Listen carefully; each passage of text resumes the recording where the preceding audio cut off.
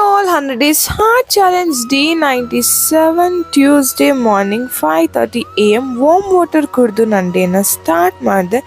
30 minutes exercise ಮಾಡಿದೆ. ಬಟ್ಟೆಗಳಿದ್ದು ಎಲ್ಲಾನು ಮರ್ಚಿ ಎತ್ತಿಟ್ಟೆ.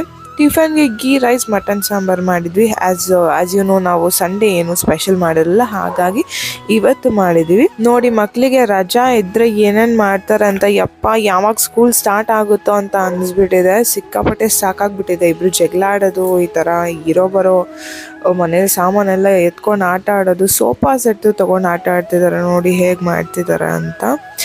ಲಂಚ್ಗೆ ಕೂಡ ಗೀ ರೈಸ್ ಮಟನ್ ಸಾಂಬಾರು ಹಾಗೆ ಕಬಾಬ್ ತಿಂದೆ. 1 ಗ್ಲಾಸ್ ಮೂಸಂಬಿ ಜ್ಯೂಸ್ ಕುಡಿದೆ.